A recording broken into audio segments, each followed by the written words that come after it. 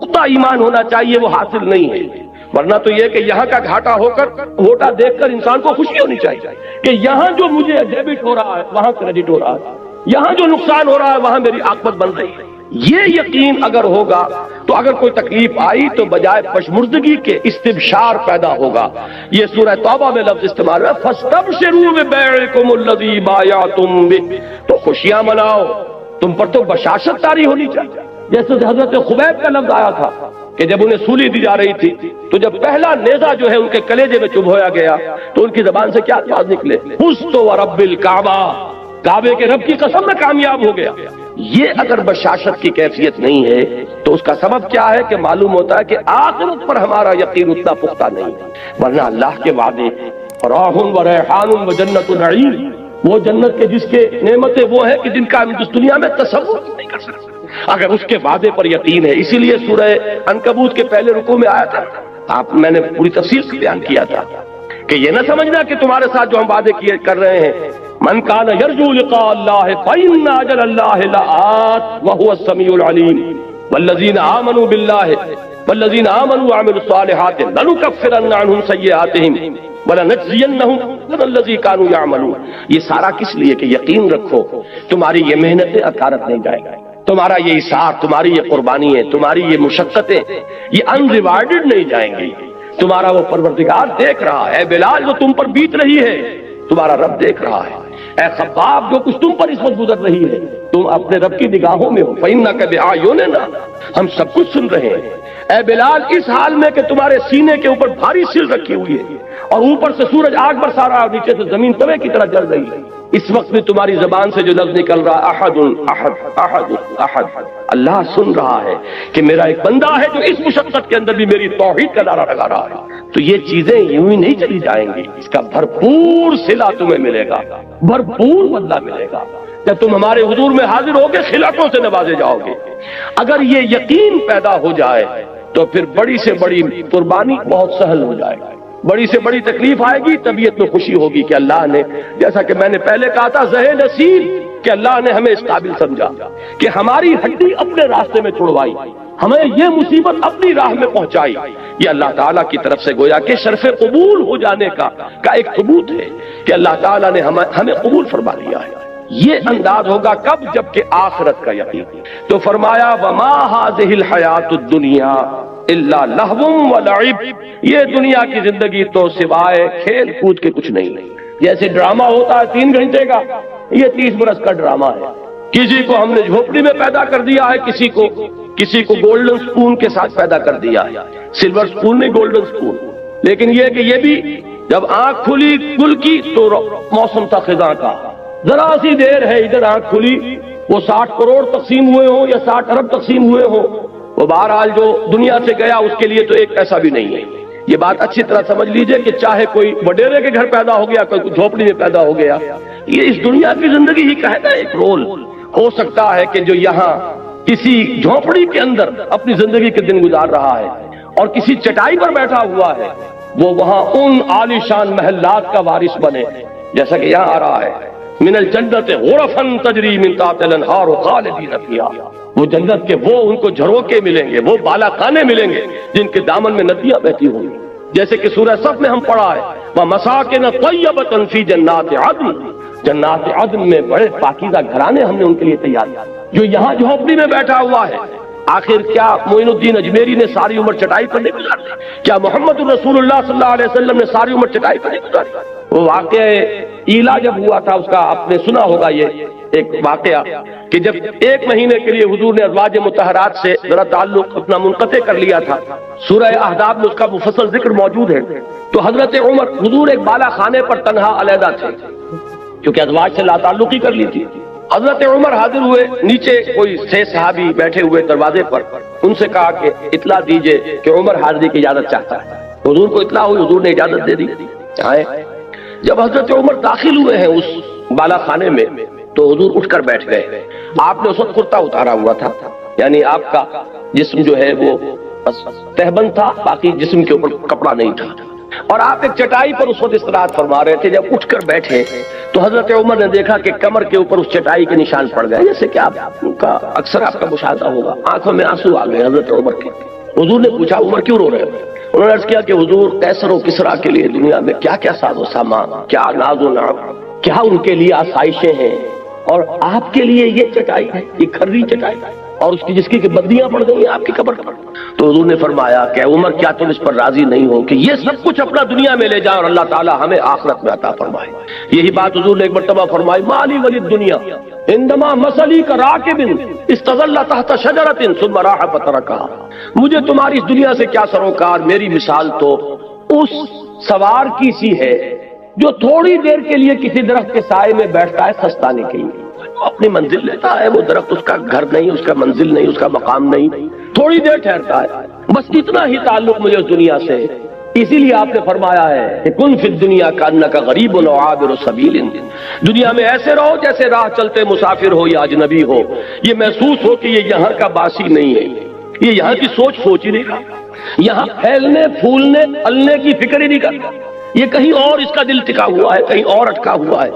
یہ اگر آپ کے وجود سے اس کا ظہور نہ ہو رہا ہو تو اس کے معنی یہ ہے کہ ایمان بالآخرہ جیسے کہ اس کا حق ہے وہ آپ کے دل میں نہیں ہے، آپ کے وجود میں سرایت نہیں کر چکا. تو یہ آیت نوٹ کیجئے، وما هذه الحیات الدنیا الا لہو ولعب. البتہ اس میں ایک آیت اور بھی آتی ہے قرآن مجید میں، وما الحیات الدنیا الا متاع الغرور. یہ دنیا جو ہے یہ سوائے دھوکے کی ٹٹی اور دھوکے کے سامان کے اور کچھ نہیں. اس کے برعکس ایک حدیث آتی ہے، بظاہر تضاد ہے لیکن اس کو ریزالو کیجئے اور وہ بات اسی مرحلے پر سمجھ لینی چاہیے. حضور نے فرمایا الدنیا مزرعۃ الآخرہ، دنیا آخرت کی کھیتی ہے، یہاں بو گے تو وہاں کاٹو گے. اس کا مطلب یہ دنیا کی بڑی اہمیت ہے. یہاں قرآن کہہ رہا ہے کہ دنیا سوائے دھوکے کے سامان کے اور کچھ نہیں. ان دونوں کو کیسے ریکنسائل کریں گے؟ اگر یہ دنیا تمہیں آخرت سے غافل کر دے تو یہ دھوکے کی ٹٹی، پھر تو یہ دھوکے کا سامان ہے. لیکن آخرت کو مقصود بنا کر دنیا میں محنت کرو گے تو یہی آخرت کی کھیتی ہے کہ یہاں بو گے تو وہاں کاٹو گے. اگر یہاں کچھ بویا نہیں تو کاٹو گے کیا وہاں جا کر؟ اس اعتبار سے بندہ مومن کو اپنی زندگی کا ایک ایک لمحہ بہت قیمتی نظر آتا ہے، اس لیے کہ اس ایک لمحے میں اسے وہ کام کرنا ہے جس کا نتیجہ اس ابدی زندگی میں نکلے گا جس کو کبھی ختم نہیں ہونا. اس اعتبار سے ہمارا ہر مومنٹ، ہر لمحہ امر ہے، اس لیے کہ پوٹینشیل نتیجے کے اعتبار سے یہ امر ہے، یہ ختم ہونے والا نہیں ہے، اس لیے کہ اس کے نتائج اس زندگی میں نکلیں گے کہ جس کے لیے کوئی انتہا نہیں. لہذا اس اعتبار سے دیکھیے تو دنیا کا ایک ایک لمحہ نہایت قیمتی. اس اعتبار سے دیکھیے کہ اگر دنیا میں مشغول ہو کر آخرت کو بھول گئے یا دنیا تمہارا مطلوب و مقصود بن گئی تو پھر یہ دھوکے کی ٹٹی کے سوا کچھ نہیں. وما الحیات الدنیا الا متاع الغرور. ان دونوں چیزوں کو ذہن میں رکھیے. فرمایا وما هذه الحیات الدنیا الا لهو ولعب وان الدار الاخرة لهي الحیوان لو كانوا يعلمون. اور اصل زندگی تو آخرت کی زندگی ہے، کاش کہ انہیں معلوم ہوتا. اب آئیے اوپر والی آیات، اس میں خاص طور پر ہجرت کا حکم دیا جا رہا ہے، اور بلکہ حکم نہ کہیے ہجرت کا اشارہ کیا جا رہا، رہنمائی دی جا رہی. یہ ہجرت جو ہے جس کا یہاں ذکر ہو رہا ہے یہ ہجرت حبشہ ہے. یہ حضور کی سیرت کا جو مکی دور ہے اس کا یہ ابتدائی مرحلہ پھر سمجھ لیجئے. آپ نے 3 سال دعوت دی جو کہ خفیہ دعوت تو نہیں تھی، کوئی انڈر گراؤنڈ موومنٹ نہیں تھی، لیکن یہ کہ برملا اعلان کے ساتھ بھی نہیں تھی. From person to person, personal contact سے دعوت بڑھ رہی ہے. تیسرے سال میں وہ آیت نازل ہوئی کہ فاصدع بما تؤمر، اب ڈنکے کی چوٹ کہو اے محمد جس کا کہ تمہیں حکم ہوا ہے. تو آپ نے پہلی مرتبہ کوہ صفا پر کھڑے ہو کر آپ نے واہ صبا ہا کا نعرہ لگایا، لوگوں کو جمع کیا اور پھر اپنی دعوت پیش کی. پہلے 3 سال اور یہ چوتھا سال، اس میں حضور کے خلاف صرف زبانی اقدام ہوا، پاگل کہہ دیا، کسی نے مجنون کہہ دیا، کسی نے کچھ کہہ دیا. لیکن چوتھے سال میں آ کر بات شروع ہو گئی فزیکل پرسیکیوشن. ستاؤ انہیں، مارو انہیں، بھوکا رکھو انہیں، گھروں میں بند کر دو انہیں. جو نوجوان تھے انہیں گھروں میں بند کر دیا گیا. حضرت عثمان رضی اللہ تعالیٰ عنہ کو ان کے چچا نے ایک چٹائی کے اندر لپیٹ کر اور دھواں دے دیا کہ دم نکلنے لگا گھٹن کی وجہ سے. کسی کو گھر سے نکال دیا گیا، مادرزاد برہنہ مصعب بن عمیر رضی اللہ تعالیٰ عنہ، مادرزاد برہنہ گھر سے نکال دیے گئے. کسی کو جیسا کہ میں نے حضرت بلال کا نقشہ کھینچا اس طرح ستایا جا رہا ہے، کسی کو دہتے ہوئے انگاروں پر لٹایا جا رہا ہے. یہ چوتھا سال جو ہے پرسیکیوشن، اور 5ویں سال میں یہ اپنے نقطۂ عروج کو پہنچ گئے. اسی وقت یہ آیات نازل ہو رہی ہیں اور اسی وقت انہیں ایک رہنمائی دی گئی. وہ رہنمائی یہ ہے اس لیے کہ 5ویں سال میں ہجرت حبشہ ہوئی ہے، وہ رہنمائی اس میں دی جا رہی ہے. یا عبادی الذین آمنوا ان ارضی واسعۃ فایای فاعبدون. اے میرے بندو، میری زمین بہت کشادہ ہے. ذرا اندازہ کیجیے کتنے لطیف پیرائے میں بات کہی جا رہی ہے. یہ نہیں کہا گیا ہجرت کا لفظ یہاں کہیں نہیں آیا. میری زمین بہت کشادہ ہے، بس صرف میری بندگی کرو. یہ بس صرف میری بندگی کرو کا مفہوم کیا ہے یہ تو انشاءاللہ کل تفصیل سے بیان ہوگا. عقیدہ توحید کے عملی تقاضے پر جب یہیں پر اسی مقام پر مجھے تقریر کرنی اور اقامت دین کی جد و جہد کیا ہے یہ ساری چیزیں کل آئیں گی. لیکن اس وقت صرف یہ نوٹ کیجئے کہ یہاں کہنے کا مطلب کیا ہے کہ اگر کسی ایک مقام پر رہ کر تم میری بندگی نہ کر سکو تو تم اس مقام سے، اس ملک سے، اس جگہ سے بندھے ہوئے نہیں ہو.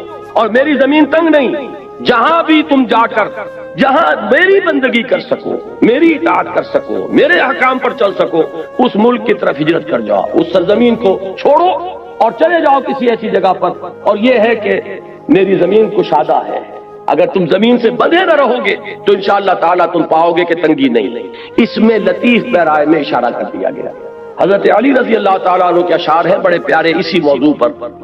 قل للقاعدین علی ہوان اذا ضاقت بکم ارض فصیح بلاد اللہ واسعۃ فضاء وارض اللہ ورزق اللہ فی الدنیا فصیح فقل للقاعدین علی ہوان اذا ضاقت بکم ارض فصیح. اللہ تعالیٰ کی زمین بڑی کشادہ ہے اور اللہ کی زمین میں اس کا رزق بہت پھیلا ہوا ہے. تو جو لوگ ذلت کے باوجود کسی مقام پر ٹکے ہوئے ہوں ان کو یہ میرا پیغام پہنچا دو کہ اس زمین کو چھوڑو اور کہیں اور چلے جاؤ جہاں عزت کی روزی تمہیں مل سکتی. فَقُلْ لِلْقَاعِدِينَ عَلَىٰ هَوَانٍ اِذَا ضَاقَتْ بِكُمْ أَرْضٌ فَصِيحُ. جب کوئی ایک زمین تم پر تنگ ہو جائے تو اس کو خیر بات کہو کہیں چلے جائے. تو یہ مضمون جو ہے یہاں آ رہا ہے ہجرت کے ضمن میں. یا عبادی الذین آمنوا ان ارضی واسعۃ. اے میرے وہ بندو جو ایمان لائے ہو، میری زمین بہت کشادہ. اب دیکھیے یہاں نوٹ کیجئے جب حضرت ابو بکر بھی حضرت ہجرت حبشہ کے لیے نکلے تھے مکے سے، حضرت عثمان تو گئے ہیں، حضور کی صاحب دادی ان کے نکاح میں تھی اور میاں بیوی دونوں نے اللہ کی راہ میں جب ہجرت کی تو حضور نے فرمایا یہ پہلا جوڑا ہے جو اللہ کی راہ میں ہجرت کر رہا ہے حضرت لوط کے بعد. اس طریقے سے اس کے ساتھ آپ نے ایک مشابہت پیدا فرمائی. تو حضرت عثمان گئے اور بھی بہت سے صحابہ گئے، حضرت ابو بکر بھی نکلے، لیکن ابن الدغنہ مل گیا، ایک بہت بڑے سرداروں میں سے تھا. کہاں چلے ابو بکر کہ میں اب حبشہ جا رہا ہوں. کیوں کہ یہاں مکے والے مجھے خدائے واحد کی پرستش نہیں کرنے دیتے، میرے راہ میں رکاوٹ ڈال رہے ہیں. میں ایک اللہ کو پوجنا چاہتا ہوں، ایک اللہ کی بندگی کرنا چاہتا ہوں، لیکن یہ کہ وہ میرے راستے میں رکاوٹیں ڈال رہے ہیں، مجھے ستا رہے ہیں. تو اس شخص نے کہا تھا کہ ابو بکر ہم تمہیں کیسے جانے دیں گے جبکہ تم تو یتیموں کی سرپرستی کرتے ہو، بیواؤں کی خبرگیری کرتے ہو، تم بھوکوں کو کھانا کھلاتے ہو. یہ میں عرض کیا کرتا ہوں کہ یہ صدیقیت کا جو مقام ہے اور صدیقیت کبریٰ حضرت صدیق اکبر ہے ابو بکر، اس کا ایک بڑا قریبی تعلق ہوتا ہے مقام نبوت سے. یہی الفاظ کہے تھے حضرت خدیجہ رضی اللہ تعالی عنہا نے جب حضور پر پہلی وحی نازل ہوئی ہے اور حضور پر ایک خوف کسی کیفیت طاری تھی اور حضور نے یہاں تک الفاظ فرمائے کہ خشیت علی نفسی، مجھے تو اپنی جان کا خطرہ ہے، کتنی بھاری ذمہ داری مجھ پر آ گئی ہے، یہ اتنا بگڑا ہوا معاشرہ، اب اس کو میں دعوت دوں، توحید کی دعوت، توحید کا نعرہ یہاں لگانا جہاں عین خانہ کعبہ میں 360 بت رکھے ہوئے ہوں، تو خشیت علی نفسی، مجھے تو اپنی جان کا اندیشہ ہے. تو حضرت خدیجہ نے جو تسلی دی تھی ان کے الفاظ یہی تھے، اللہ آپ کو ہرگز ضائع نہیں کرے گا، آپ یتیموں کی سرپرستی فرماتے ہیں، بیواؤں کی خبرگیری کرتے ہیں، آپ مسافروں کی مہمان نوازی کرتے ہیں، آپ غریبوں کی مدد کرتے ہیں، اللہ آپ کو ضائع نہیں فرمایا. بالکل وہی الفاظ ابن الدغنہ نے حضرت ابو بکر سے کہے کہ میرا ذمہ، چلو تو تم وہاں چلو اور جس کو تم پوجنا چاہو، جو بندگی کرنا چاہو کرو، تمہیں کوئی نہیں روک سکتا اور ہم تمہیں we can't afford to lose you, ہم تمہیں کیسے جانے دیں گے، تم تو ہمارا قیمتی سرمایہ. تو حضرت ابو بکر واپس آئے. حضرت ابو بکر نے اب اپنے گھر میں مسجد بنا لی اور خوب بلند آواز سے قرآن پڑھنا شروع کیا. اب وہ سارے لوگ جو حیران ہوئے کہ ان کو جرأت کیسے ہو گئی ہے. لہذا وہ سب کے سب جب انہیں معلوم ہوا کہ ابن الدغنہ نے امان دی، ان کے پاس پہنچا کہ یہ تم نے ہمارے لیے کیا مصیبت کھڑی کر دی. ابو بکر بڑی بلند آواز سے قرآن پڑھتے ہیں، ہماری عورتیں ہمارے بچے سنتے ہیں. یہ تو گویا کہ یہ جنگل کی آگ کی طرح یہ بات پھیل جائے گا. تو ابن الدغنہ نے آ کر کہا کہ ابو بکر یہ ٹھیک ہے کہ میں نے امان دی آپ کو، لیکن آپ بلند آواز سے قرآن نہ پڑھیں، آپ خاموشی سے اپنی عبادت کر لیا کریں. ابو بکر نے کہا یہ تمہاری امان تمہیں مبارک ہو، میں تو جو بھی اللہ کا حکم ہے اس کو بربلا دیا. بہرحال میں نے یہاں یہ عرض کیا ہے کہ بالکل یہی بات حضرت ابو بکر نے فرمائی تھی کہ یہاں کے لوگ مجھے خدائے واحد کی عبادت نہیں کرنے دیتے، اس لیے میں اس سرزمین کو خیر بات کہہ رہا ہوں. ورنہ کیا ابو بکر کو مکے کی زمین سے محبت نہ تھی؟ کیا حضور جب ہجرت کر کے جا رہے تھے، آپ کو یاد ہوگا کہ جب خانہ کعبہ سے خطاب کیا تھا حضور نے کہا کعبہ مجھے تجھ سے انتہائی محبت ہے، لیکن کیا کروں کہ یہاں کے لوگ مجھے رہنے نہیں دیتے. تو انتہائی محبت ہوتی ہے انسان کو اس سرزمین سے کہ جہاں وہ پیدا ہوا ہو، پلا ہو، بڑھا ہو. پھر جہاں خانہ کعبہ ہے، جن لوگوں کی باطنی آنکھیں کھل چکی ہوں انہیں تو معلوم ہے کہ کتنی بڑی قیمتی شے ہے یہ کہ جو ہمیں حاصل ہے. لیکن یہ کہ خدائے واحد کی بندگی یہ ان تمام چیزوں سے عظیم تر ہے.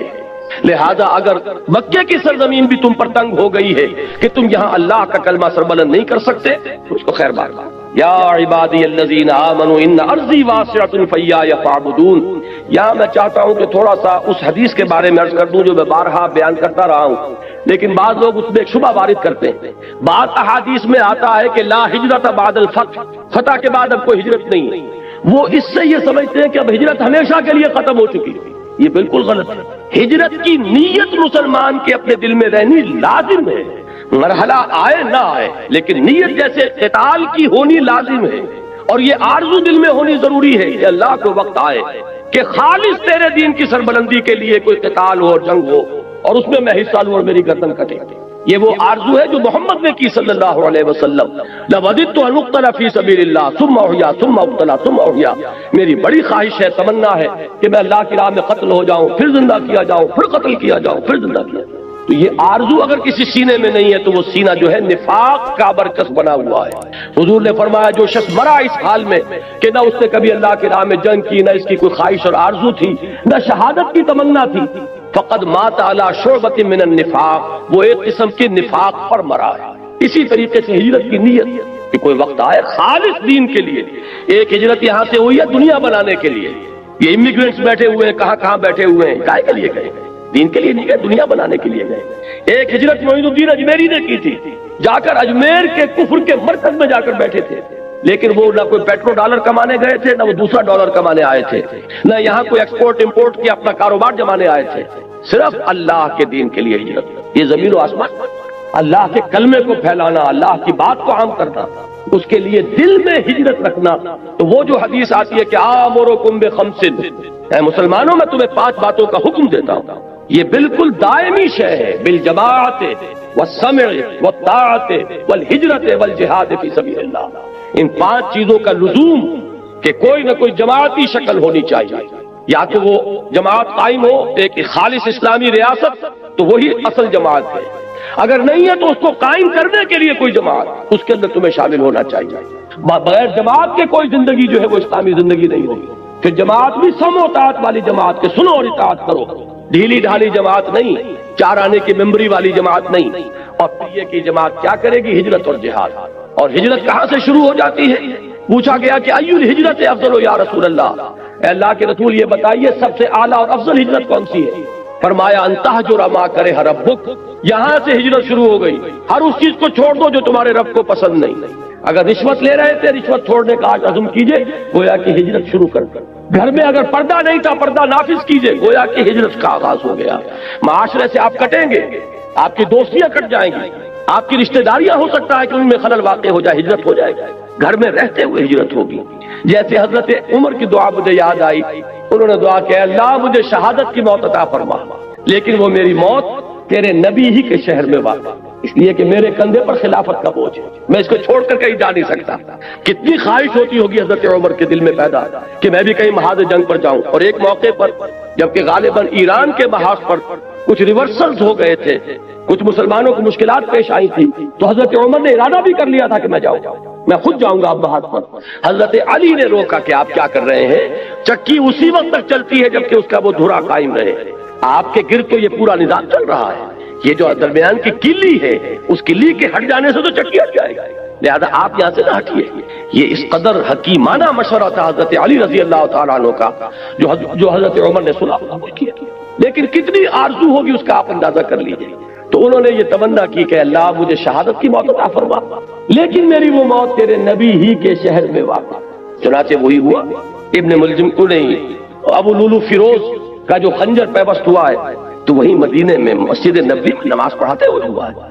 تو یہ بات جو ہے دل میں یہ آرزو رکھنا ضروری، اسی طرح ہجرت، اسی طرح قتال، اللہ کی راہ میں شہادت کی آرزو اور اللہ کی راہ میں ہجرت کی تمنا سے یہ سینہ کبھی خالی نہیں ہونا چاہیے، لیکن ہو وہ دین کے لیے، اللہ کے کلمے کی سربلندی کے لیے، باقی دنیا کے لیے ہجرت تو سب کرتا ہے۔ قومیں ادھر سے ادھر آتی ہے، آریہ آ گئے تھے کہاں سے چل کر ہندوستان، تو یہ جو ہے معاشی ہجرت اور دنیا کی اور آسائشوں کے لیے ہجرت وہ تو دنیا میں ہوتی رہتی ہے، اصل ہجرت وہ کہ جو دین کے لیے ہو، تو اس کا اشارہ کر دیا گیا۔ یہ ہجرت حبشہ سن 5 میں واقع ہو گئی، سن 5 نبوی میں۔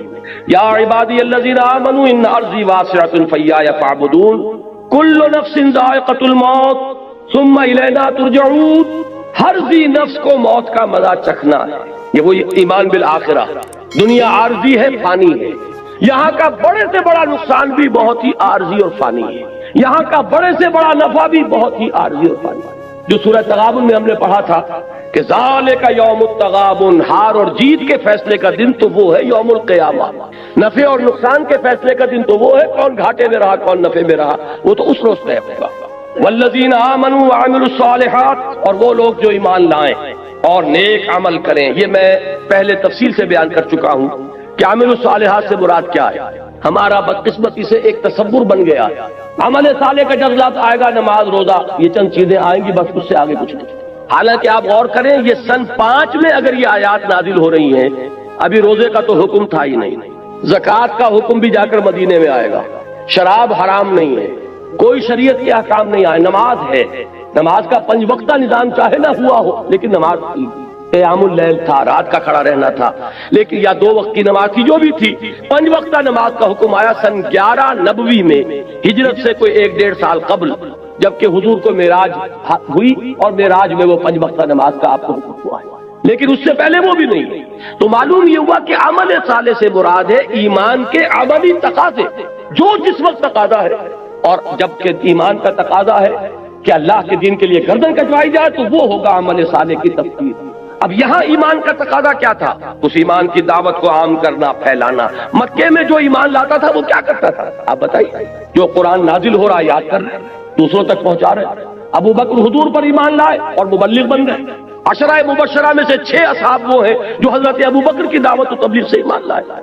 یہ ہے اصل شے، دین کی دعوت اور دین کی اقامت کی جد و جہد، یہ عمل صالح کی اہم ترین تفسیر ہے۔ لیکن بدقسمتی سے جو تصور ہمارا بن چکا ہے، اس میں جہاں ایمان کے بعد عمل صالح آئے گا، ہمارے ذہن میں ایک خاص نقشہ بنا ہوا ہے، اسی نقشے کو ہم اپنے ذہن میں ریڈ کر کے آگے نکل جائیں گے۔ اس لیے میں نے یہ وارن کرنا 2 مرتبہ وہاں آیا تھا پہلے رکوع میں، والذین آمنوا وعملوا الصالحات لنکفرن عنہم سیئاتہم ولنجزینہم احسن الذی کانوا یعملون والذین آمنوا وعملوا الصالحات لندخلنہم فی الصالحین۔ یہ 2 مرتبہ ایک رکوع میں وہاں آیا تھا، یہاں بھی آ گیا والذین آمنوا وعملوا الصالحات لنبوئنہم من الجنۃ غرفا، ہم لازماً انہیں ٹھکانہ دیں گے، انہیں جگہ دیں گے، انہیں آباد کریں گے جنت کے بالا خانوں میں، تجری من تحت الانہار، جن کے دامن میں ندیاں بہتی ہوں گی، نعم اجر الخالدین فیہا، وہ اس میں رہیں گے ہمیشہ ہمیش، نعم اجر العاملین، بہت ہی عمدہ ہوگا عمل کرنے والوں کا اجر، بہت ہی اعلیٰ اجر و ثواب ہے جو ملے گا عمل کرنے والوں کو۔ اب یہ پھر وہی بات آ گئی ایمان بالآخرہ، آخرت کا یقین، جنت کا یقین۔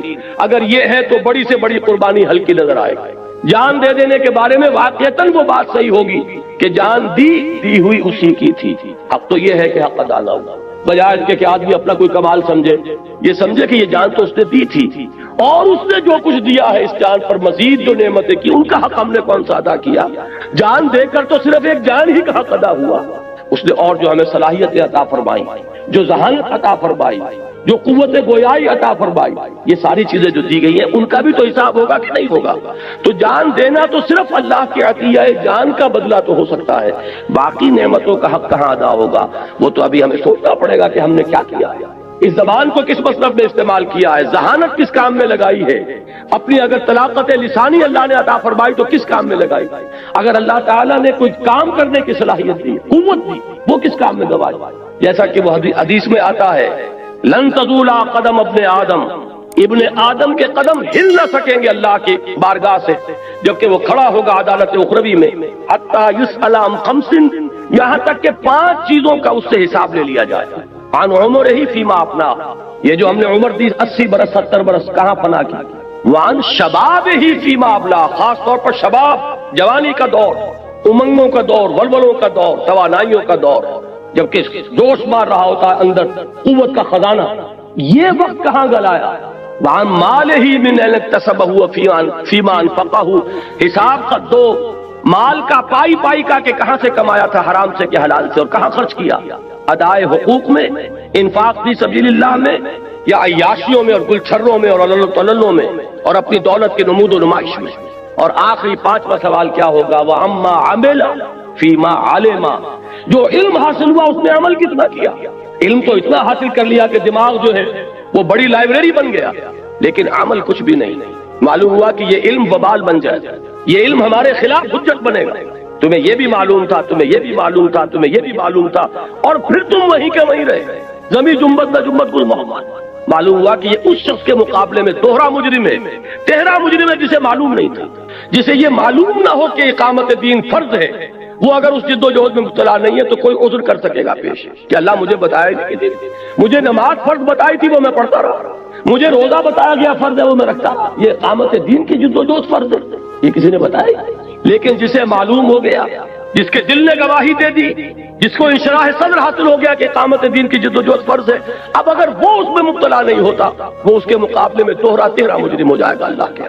تو نوٹ کیجئے، یہ ہے وہ دن، نعم اجر العاملین، جنہوں نے یہاں محنتیں کی۔ اب عامل کے لفظ کو سمجھ لیجئے، فعل اور عمل میں یہ فرق ہے، یہ میں نے اپنا جو کتاب کا ابتدائی سورۃ العصر پر اس میں بھی بحث کی ہے۔ فعل کسی بھی کام کو کہہ دیں گے جو مجھ سے ہو رہا ہے، چاہے ارادی ہو رہا ہے یا غیر ارادی ہو رہا ہے، چاہے اس میں کوئی مشقت آئی یا نہیں آئی، لیکن عمل کا لفظ آتا ہے ارادی محنت جس میں مشقت بھی آئے، جس میں انسان پر تکان طاری ہو جائے۔ وجوہ یومئذ، وہ جو آتا ہے حل اتاک حدیث الغاشیہ، وجوہ یومئذ خاشعۃ عاملۃ ناصبہ، بہت سے چہرے ہوں گے اس دن تھکے ہوئے جیسے کہ بڑی مشقت کر کے آئے، اور کچھ چہرے ہوں گے اس کو تر و تازہ، وہ وجوہ یومئذ ناظرۃ، وہ چہرے جو ہیں دمک رہے ہوں گے۔ تو اسی طرح ناعمۃ لسعیھا راضیہ، تو یہاں نوٹ کیجئے نعم اجر العاملین، جنہوں نے یہاں محنتیں کی ہیں، مشقتیں کی ہیں، اللہ کے دین کے لیے قربانیاں دی ہیں، ایثار کیا ہے، روکھی سوکھی پر گزارا کیا ہے، حالانکہ وہ بھی زیادہ کما سکتے تھے، وہ اپنا سارا وقت ادھر لگاتے دنیا کی آسائشیں حاصل کر سکتے تھے، لیکن جب وقت کو ادھر ڈائیورٹ کیا، توانائیوں کو ادھر صرف کیا، اپنی قوتوں کو ادھر انویسٹ کیا، تو ظاہر بات ہے دنیا تو سکڑے گئی۔ یہ دونوں چیزیں جو ہے دو اور چپڑی نہیں مل سکتی، اگر وہاں کا نفع مطلوب ہے یہاں کا نقصان جھیلنا پڑے گا، وہاں کی آسائش مطلوب ہے یہاں کی تکلیف گوارا کرنی پڑے گی۔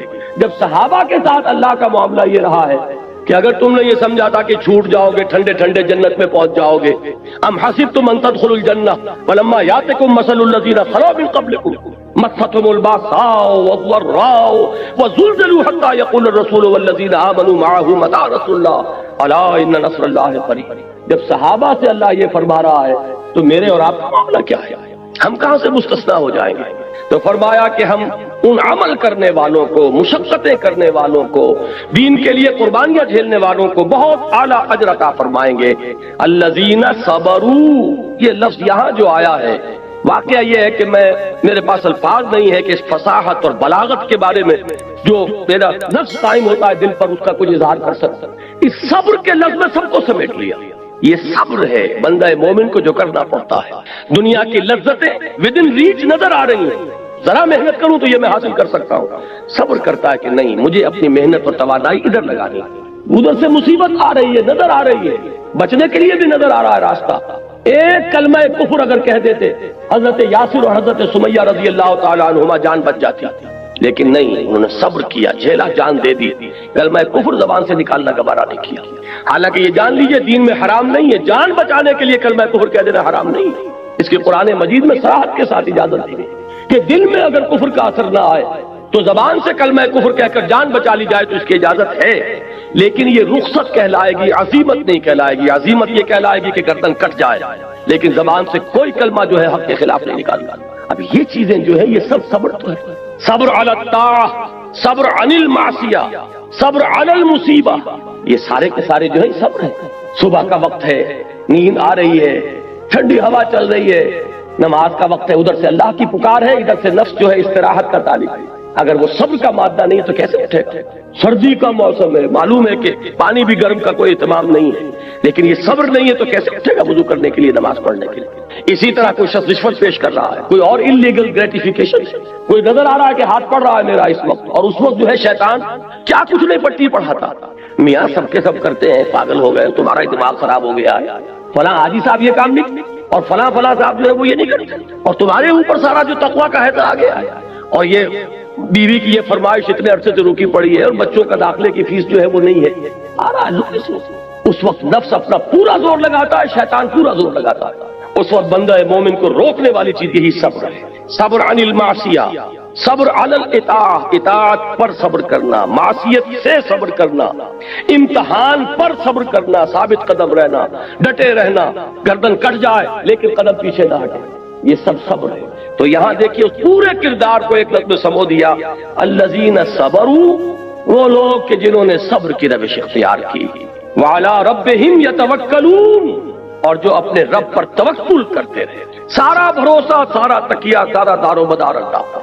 اس میں وہ بھی ہے، اس صبر کا دیکھیے غور کیجئے گا کہ ایک بے صبری یہ بھی ہوتی ہے کہ جلدی سے کچھ ہو جائے، مجھے نتیجہ نکلنا چاہیے، اگر سیدھی انگلیوں سے گھی نہیں نکلنا تو ٹیڑھی انگلیوں سے نکالو، یہ بھی بے صبری ہے۔ صبر کرو اور سہج اور صحیح طریقے پر دعوت کے کام کو آگے بڑھاؤ۔ کہیں صرف یہ آدمی جو ہے کسی طرح یہ راضی ہو جائے تو چلو کچھ لے دے کر معاملہ کر لو، کچھ تھوڑی سی کمپرومائز کا ایٹیچیوڈ اختیار کر لو، یہ کوئی نہ مانے تمہیں حق کہنا ہے اور حق ہی کہنا ہے، اس میں باطل کی کوئی آمیزش نہیں آنے دینی ہے۔ کیوں کہا گیا حضور سے یہ لن ترضی عنک الیہود ولا النصارى حتی تتبع ملتہم، اے نبی یہ یہودی اور یہ نصارہ یہ آپ سے ہرگز راضی نہیں ہوں گے یہاں تک کہ آپ خود ان کی پیروی کریں، یہ تو چاہیں گے کہ آپ ان کے پیچھے لگے تو آپ سے راضی ہوں گے۔ تو آپ تو جو بھی بات آپ حق جو آپ پر نازل کیا گیا اس کو کہتے رہیے، ڈنکے کی چوٹ اسی کا اعلان کیجیے۔ کل انشاءاللہ تعالیٰ اس موضوع پر بھی تفصیل سے گفتگو ہوگی۔ اب یہ آیت آ رہی ہے، بس 2 آیتیں رہ گئی ہیں، گھبرائیے نہیں، جلدی ہم ختم کرتے ہیں۔ اقامت دین کی جد و جہد میں جو لوگ لگے ہوئے ہوں ان کے لیے ظاہر بات ہے خود بھی نفس کے اندر سے بھی یہ بات سامنے آتی ہے اور لوگ بھی اسے اس طرح متوجہ کرتے ہیں، میاں کیا کھاؤ گے، کیا پیو گے، یہ ساری ضرورتیں زندگی کی ہیں، اس کا کوئی انتظام، کوئی اہتمام، آخر کچھ نہ کچھ برے وقت کے لیے پسنداز ہونا چاہیے نا، شروع میں بتاؤں سب یہ ساری چیزیں انسان کے اپنے اندر سے بھی ابھرتی ہیں۔ اور کچھ لوگ بھی ہوتے ہیں بڑے ناصحانہ انداز میں، بڑے مشفقانہ انداز میں اور بڑے ہی بزرگانہ انداز میں جو یہ سارا یہ پٹی پڑھاتے ہیں۔ اب یہ ہے جس کا علاج دیا جا رہا اس آیت میں، وَكَأَيٍّ مِّن دَابَّةٍ لَا تَحْمِلُ رِزْقَهَا اللَّهُ يَرْزُقُهَا وَإِيَّاكُمْ، اور کتنے ہی ہیں چوپائے اس زمین میں کہ جو اپنا رزق اٹھائے نہیں پھرتے، اللہ ہی ان کو رزق پہنچاتا ہے، وہی تمہیں بھی رزق پہنچاتا ہے۔ یہ یقین ہے اللہ کی رزاقیت پر، اس کا تعلق ہے سابق آیت کے لفظ توکل سے۔ وہ اللہ جس نے مجھے پیدا کیا، وہ اللہ کہ میں نے اپنے آپ کو اسی کے دین کی خدمت میں لگا دیا ہے، کیا وہ مجھے بالکل چھوڑ دے گا؟ کیا وہ میری مدد نہیں کرے گا؟ کیا وہ مجھے رزق نہیں پہنچائے گا؟ وہ پتھروں کے اندر کیڑے ہیں انہیں رزق پہنچا رہا، تمہیں نہیں پہنچائے گا؟ سوچو تو صحیح، کتنا سوء ظن ہے، اتنا اللہ تعالیٰ کے بارے میں اللہ سے بے اعتمادی ہے تمہارے اندر۔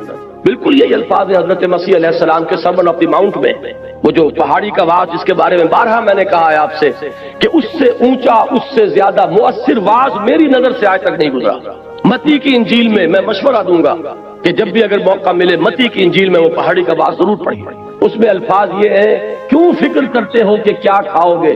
جنگل کی چڑیوں کو نہیں دیکھتے، نہ وہ ہل چلاتی ہیں، نہ بیج بوتی ہیں، نہ فصل کاٹتی ہیں، پھر بھی میں تم سے کہتا ہوں کہ وہ صبح خالی پیٹ نکلتی ہیں اور شام کو آسودہ ہو کر لوٹ کر آتی ہیں، تو وہ خدا جو جنگل کی چڑیوں کو رزق پہنچا رہا ہے، کیا وہ تمہیں نہ پہنچائے گا؟ لیکن تمہیں اللہ پر یقین نہیں ہے، اور تم کیوں سوچتے ہو، کیوں فکر کرتے ہو کہ کیا پہنو گے؟ جنگل کی سوسن کو نہیں دیکھتے؟ وہ نہ بوتی ہے، نہ کاٹتی ہے، نہ بنتی ہے، پھر بھی میں تم سے کہتا ہوں کہ جیسا شاندار لباس وہ پہنتی ہے، سلیمان بھی اپنی تمام تر شان و شوکت کے باوجود ویسا ملبس نہ تھا۔ تو جو تمہارا وہ باپ، آسمانی باپ، جو اس جنگل کی گھاس کو اتنے خوشنما لباس دے رہا ہے، جو اب ہے اور کل تنور میں جھونک دی جائے گی، کیا وہ تمہیں ننگا رکھے گا؟ لیکن اصل بات یہ ہے کہ تمہیں توکل نہیں، کوئی الفاظ اصل میں مشکات تو ایک ہی ہے نا، مشکات المصابیح، یہ ایک حدیث کی کتاب کا نام ہے جس میں بہت سی جو کتابیں ہیں امہات الکتب جو ہے احادیث کی، ان میں سے ایک سلیکشن کیا گیا، اس لیے اس کا نام رکھا گیا مشکات المصابیح، ایک ایسا طاق جس میں ایک چراغ نہیں کئی چراغ جل رہے ہیں۔ تو اسی طریقے سے یہ مشکات جو ہے، طاق جو ہے وحی کا، اسی کا ایک چراغ ہے تورات، اسی کا ایک چراغ ہے انجیل، اسی وحی آسمانی کے طاق کا ایک چراغ ہے زبور، اسی کے چراغ تھے صحف ابراہیم، اور اسی کا روشن ترین اور کامل ترین چراغ ہے قرآن حکیم۔ تو ایک ہی مشکات نبوت ہے، وہیں سے یہ تعلیمات حاصل ہوئی ہیں کہ کیوں فکر کرتے ہو کہ کیا کھاؤ گے، کیا پہنو گے۔ اب یہ بات جان لیجئے، جو شخص اللہ کے کام میں اپنے آپ کو لگا دے، میں ایک حدیث آپ کو سنا رہا ہوں، من کان فی حاجت اخیہ کان اللہ فی حاجتہ ہی، جو اپنے بھائی کی کوئی ضرورت پوری کرنے میں لگ جائے گا، اللہ تعالیٰ اس کی ضرورت پوری کرے گا۔ یہ تو ہے انسانوں کے درمیان کہ میں آپ کی کوئی ضرورت پوری کر رہا ہوں، اللہ تعالیٰ میری ضرورت پوری کرے گا، آپ میری کوئی ضرورت پوری کر رہے ہیں، اللہ تعالیٰ آپ کی ضرورت پوری کرے گا۔ حالانکہ ہم نے اللہ کے لیے نہیں کیا، اپنے بھائی کی ضرورت پوری کر رہے ہیں۔ اگر کوئی شخص اللہ کے دین کے لیے اپنے آپ کو لگا دے تو کیا اللہ تعالیٰ اس کی ضرورتیں پوری نہیں کرے گا؟ لیکن ضرورت ہے توکل کی، ضرورت ہے یقین کی، ضرورت ہے اعتماد کی، اللہ پر وثوق۔ اچھا یہ بھی جان لیجئے، یہ وثوق پیدا کب ہوتا ہے؟ اگر آپ اپنے دل میں جھانکیں گے اور یہ محسوس کریں گے کہ آپ کا تعلق اللہ کے ساتھ مخلصانہ ہے، تو یقین کا ہوگا آپ کو کہ اللہ میرا ساتھ کبھی نہیں چھوڑے گا۔ لیکن اگر آپ جھانکیں اپنے دل میں اور دل آپ کو الٹا جواب دے کہ تم دھوکے باز ہو، تم فراڈ کر رہے ہو، تم نے سارا دینداری کا لبادہ جو ہے لوگوں کو دکھانے کے لیے پہنا ہوا ہے، تمہاری اصل حقیقت کچھ اور ہے، تو آپ کو کبھی یقین نہیں ہو سکتا کہ اللہ آپ کی امداد کرے گا، اللہ آپ کے لیے راستے کھولے گا۔ یہ اللہ راستے کھولے گا، یہ یقین اس وقت پیدا ہوتا ہے جبکہ دل کے اندر خود آپ کو یہ یقین ہو کہ آپ کا اللہ کے ساتھ تعلق مخلصانہ نہیں ہے، فراڈ نہیں ہے۔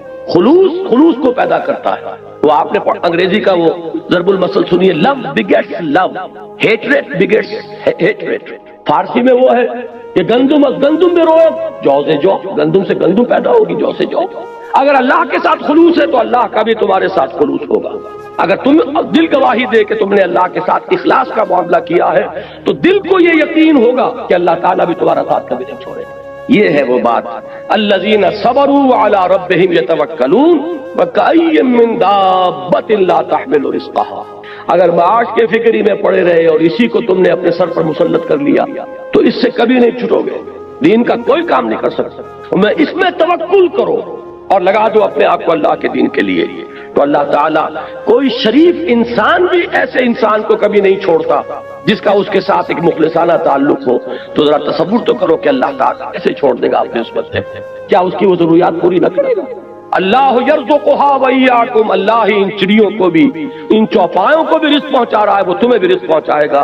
وہو السمیع العلیم، اور وہ سب کچھ سننے والا اور سب کچھ جاننے والا ہے، تمہاری دعائیں سنتا ہے، تمہارے حالات سے باخبر ہے، وہ دیکھ رہا ہے۔ بلکہ تم اپنی ضروریات کو نہیں جانتے کہ کل کس بات کی ضرورت پیش آئے گی، اللہ تو جانتا ہے، وہ تمہارے لیے پہلے سے اس کا اہتمام کرے۔ اب آخری آیت جو اس صفحے پر ہے اس کو پڑھ لیجئے، یہ ہمارے درس کے آج کے درس کا اختتامی جو ہے نقطہ ہے، یہ ہے وہی توکل کا ایک اور مظہر۔ توکل کا ایک مظہر تو یہ آیا کہ رزق اور دنیاوی ضروریات کے لیے انسان اللہ کو اپنا کفیل بنا دے۔ میں نے اللہ کے حوالے کیا، سپردم بتو مایا خیشرا تو دانی حساب کم و بیش۔ بڑے پیارے اشعار ہیں اس موضوع پر کہ میرا اپنے معاملے میں خود فکر کرنا یہ تو میرے لیے مسائل پیدا کرتا ہے، اور جو کارساز ہے میرا، جو سب کچھ جانتا ہے۔ دیکھیے اپنے ایک مسئلے کو میں حل کرنے کی کوشش کر رہا ہوں، میرا علم محدود ہے، لہذا میں غلطی بھی کر سکتا ہوں، بجائے اس کو حل کرنے کو اور الجھا لوں گا. اگر اللہ کے حوالے کر دوں تفویض الامر الی اللہ، افوض امری الی اللہ ان اللہ بصیر بالعباد، اللہ کا علم تو ناقص نہیں، اللہ اپنے علم کامل سے اور قدرت کاملہ سے میرے کام کو بنائے گا.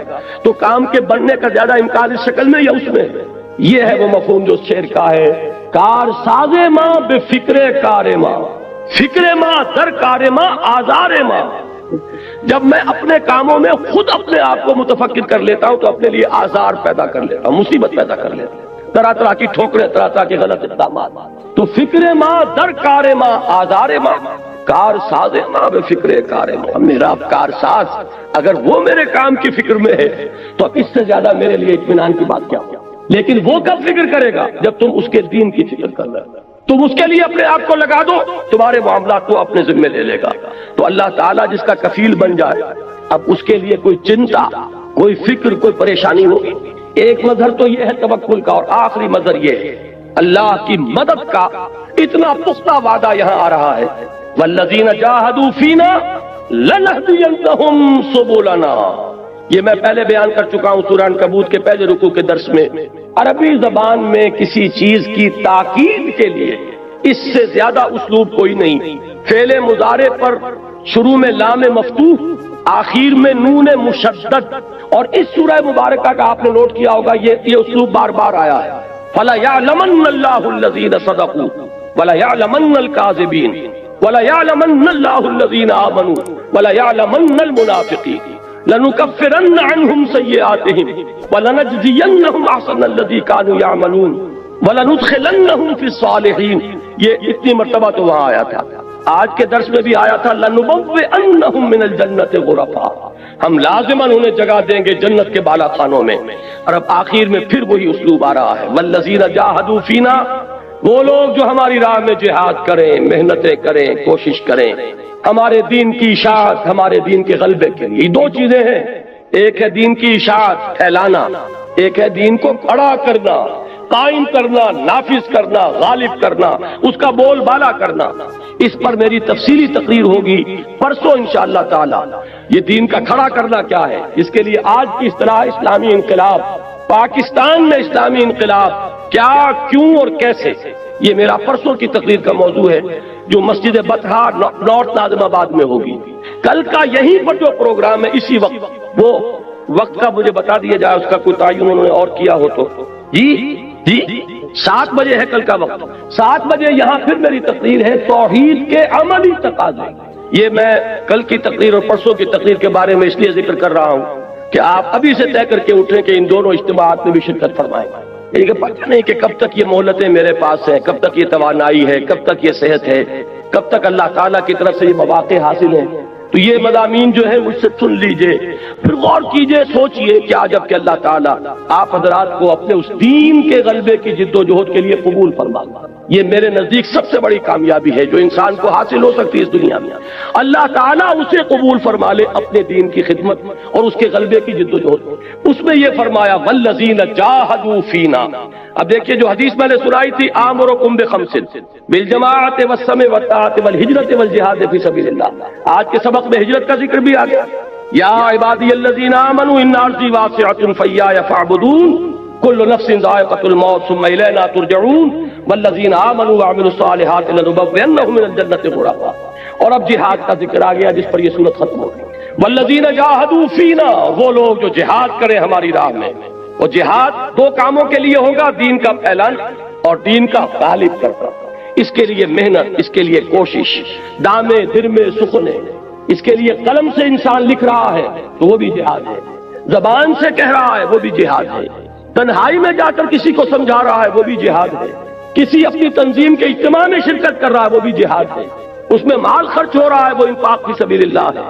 تو یہ جان لیجئے جہاد بہت براڈ بیس ہے.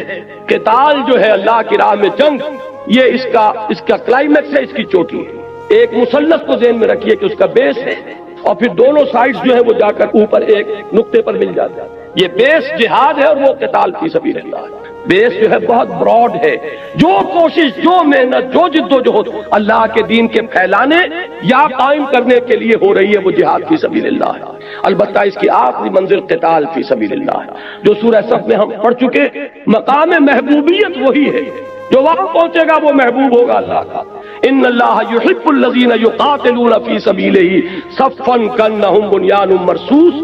یا اللہ تعالیٰ کو تو محبت اپنے ان بندوں سے ہے جو اس کی راہ میں جنگ کرتے ہیں صفے باندھ کر گویا کسی سے پھیلائی ہوئی دیوار. وہ لفظ جہاد ہے جس پر صورت ختم ہو رہی ہے. والذین جاہدوا فینا لنہدینہم سبلنا.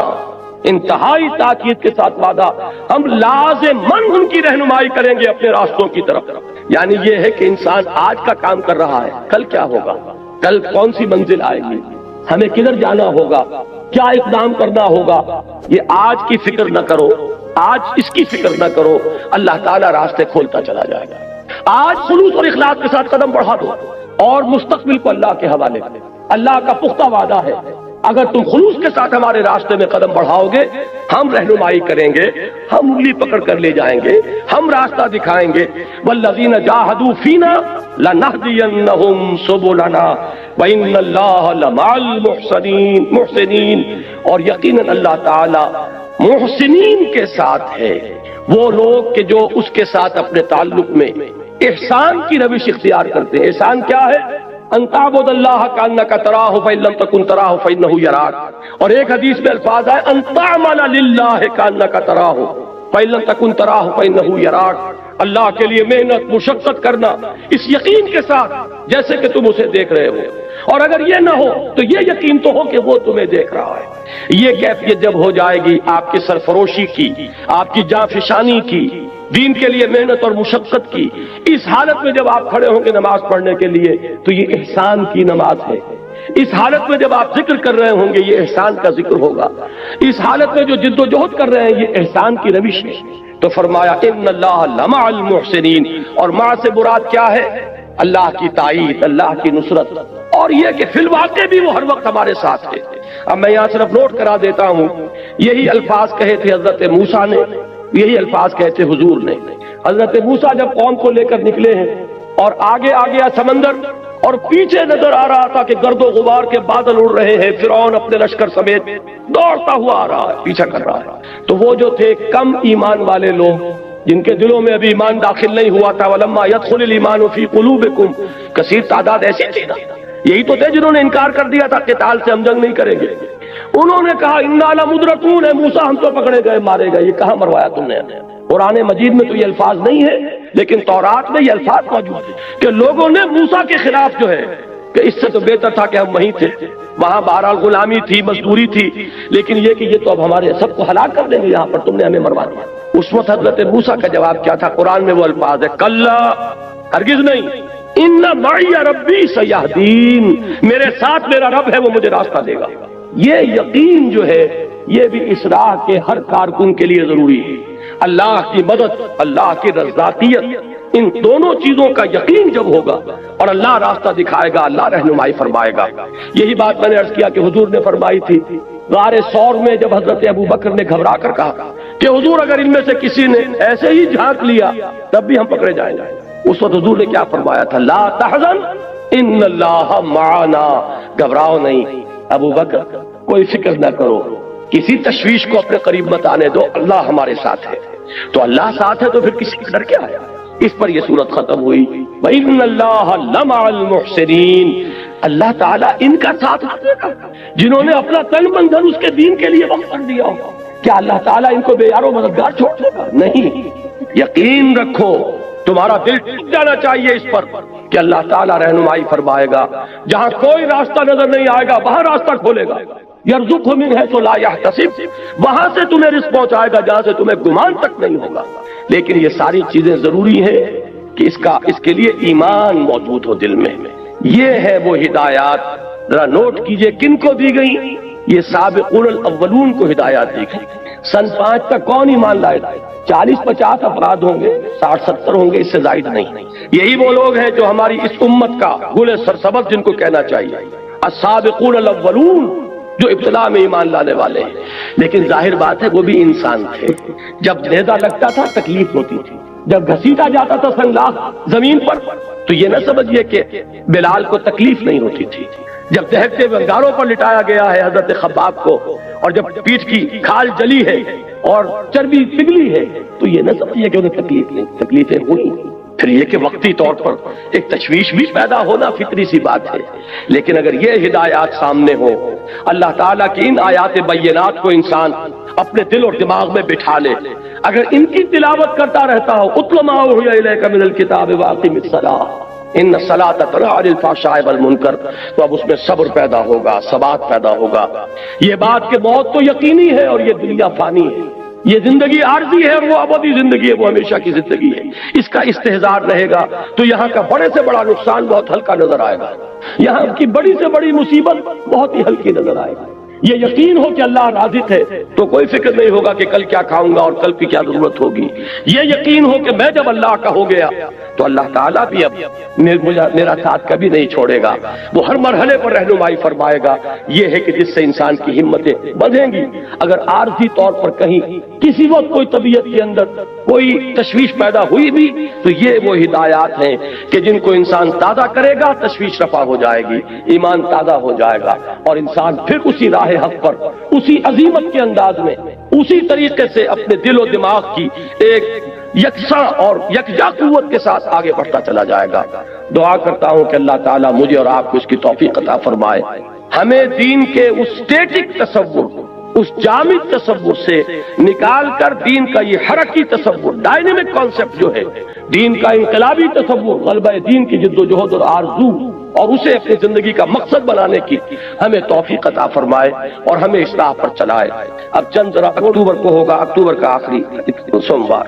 نمبر 4، شام الہدا کے ویڈیو کیسٹ کی ماہانہ نشست ہر ماہ کی پہلی جمعرات کو مکان نمبر 126A بلاک نمبر 1 نزد KMC اسکول برک کالونی میں ہوتا ہے. جو لوگ اتنے فاصلے سے یہاں نہیں آ سکتے ان کے لیے یہ اہتمام کیا ہمارے ساتھیوں نے، یہ ویڈیو کیسٹ جو بن رہے ہیں یہ وہاں دکھائے جائیں.